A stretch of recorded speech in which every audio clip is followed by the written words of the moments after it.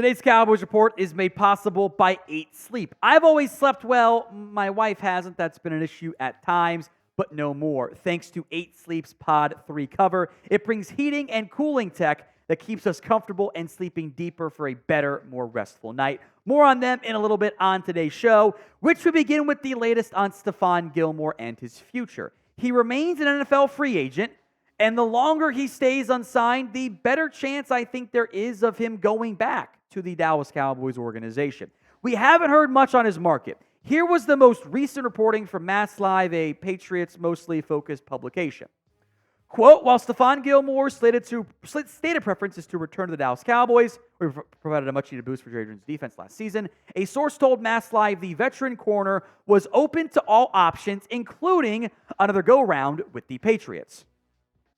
At this stage, we are well into a week, almost 2 weeks of NFL free agency. And maybe you guys have seen more. I haven't actually seen really much of anything. It has been very quiet for Stephon Gilmore. There's not a lot of buzz about his market and meeting with this team, meeting with that team, getting this amount of money. That likely means, sometimes there are exceptions, but it likely means his market hasn't been great. That there has not been a team that's stepped up in a major way and gotten him paid. So I think that gives the Cowboys a chance to bring back Gilmore if they want to spend whatever that number ends up looking like for Stephon Gilmore, which I do have interest in doing. I think running it back at corner actually makes sense. You have Trayvon Diggs come with the torn ACL. Perhaps it is the recent, trauma history of Terrence Steele, Michael Gallup not playing very well, coming back from their own ACLs. You think Diggs will be good to go for camp. The hope is he's back to performance, not just back to playing. Deron Bland is cornerback too. Loved what I saw from him last year. Jordan Lewis can be your nickel. It's the depth in the event that one of those guys get injured. You've lost corners 2 straight years, by the way. It's Deshaun Wright who couldn't get on the field. Eric Scott redshirted as a first-year player. And I like Israel Mukuamu.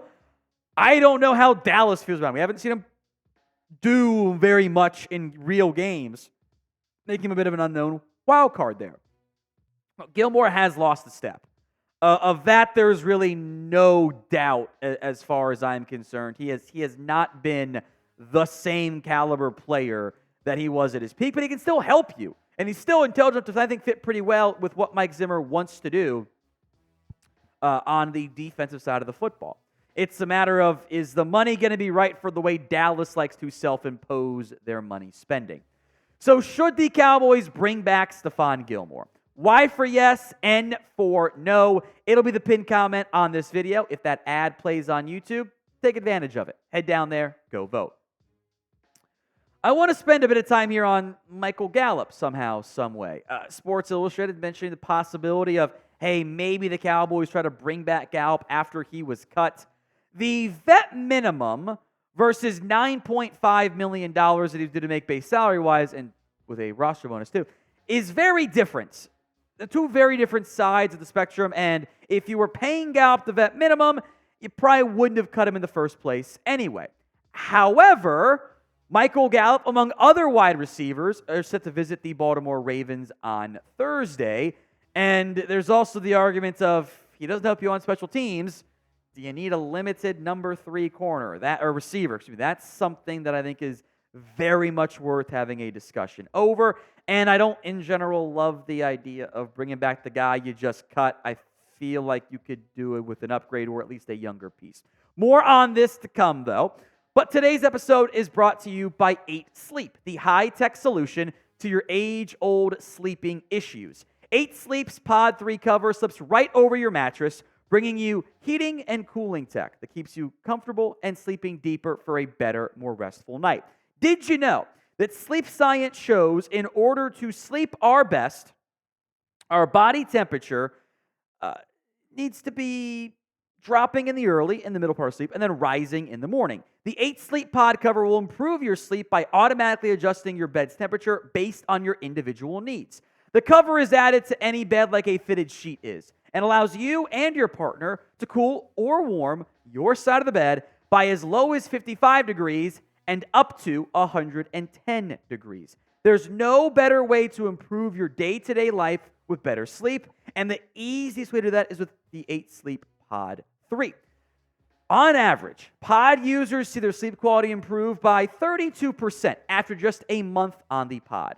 So go to 8sleep.com/chatsports and get $200 off plus free shipping on the pod cover by 8 Sleep. Start the new year right and invest in the rest you deserve with the 8 Sleep Pod. Links in the comments and the description of today's show.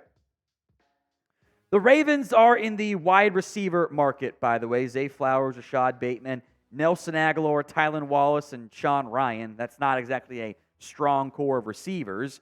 And I would not be opposed to Dallas upgrading over Jalen Tolbert at wide receiver. But how does Gallup on a veteran minimum actually do that? This was a player the Cowboys had ignored the money in the regular season and were just sharing time with him with Jalen Tolbert because his numbers have regressed every season. The injury has caused major problems there. I am down to find another wide receiver. Now, the free agency class, including Michael Gallup, doesn't really move the needle for me.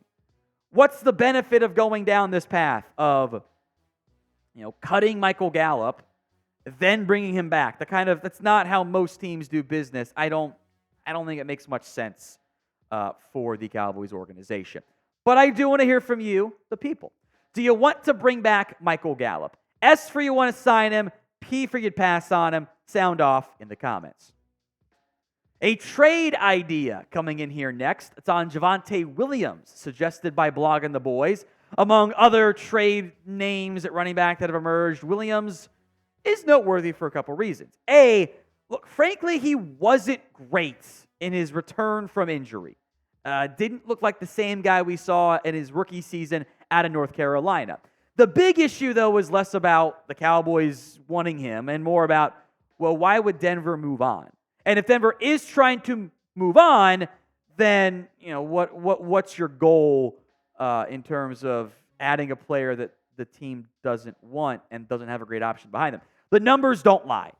I think that there will be a better version of Javonte Williams in 2023 than the one we saw, or in 2024, the one we saw in 2023. But that was not a premier football player this past season. And that should raise some concerns. And in the end, I don't think he's obtainable from Denver. A guy like Khalil Herbert, I think could make some sense. But Jaleel McLaughlin and Samaje Perine are not featured backs. Now, maybe Denver drafts a running back super early. That's certainly possible. And then maybe McLaughlin or Perine or Williams ends up getting moved. But short term, I don't see how it makes sense for Denver. I do think Dallas will come out of the NFL draft within the first 2 days with a new back. I don't think they want to enter the 4th round where they might not have a pick anyway. Maybe they trade for one. And it's Rico Dowdle, Deuce Vaughn, Malik Davis, fullback hybrid, Hunter Lipke, and Snoop Connor. That's not a very good running back room. I'm down to be affordable and cheap at the running back spot, but you have to have something back there still. It's not that running backs don't matter, period.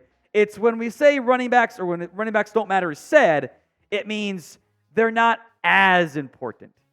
They are easier to replace. That doesn't mean you don't have one on the roster. So put your Cowboys trade targets, running back or others, in the comment section for me right now. We did break down some trade targets. I mentioned a few backs in that video. Please check it out on the channel. And make sure you guys are subscribed if you're not already. Look, we are the bigger channel than Giants now. We're always kind of having the built-in advantage there. The lack of moves made by Cowboys have not led to new audience, understandably so. But I know a good portion of you are watching and you're still not subbed. Let's get that changed. Hit that sub button for me right now.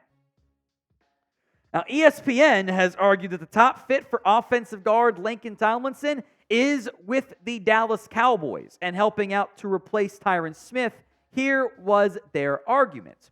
With Tyron Smith leaving Dallas for Tomlinson's old team to take over as Aaron Rodgers' left tackle, the Cowboys have a hole on their offensive line. If Dallas wants to move 2022 first-round pick Tyron Smith from left guard to left tackle, Tomlinson could step in at left guard, where his size would be a plus for a team that had failed to impress in short yardage situations and goal line situations a year ago. That's true, except for the fact that Laken Tomlinson wasn't good last year for the Jets. Got beat a lot in pass protection and didn't hold up very well in run blocking. If you want to add Tomlinson, okay. I think I would rather play Brock Hoffman or TJ Bass over him. Like, I'm not trying to find a guard.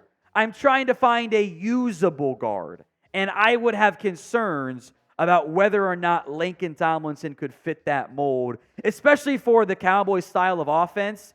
You know, he fits the Shanahan-based run scheme. Unless they're going to adopt more of that, which I wish they would, I don't think that's a good fit for Dallas.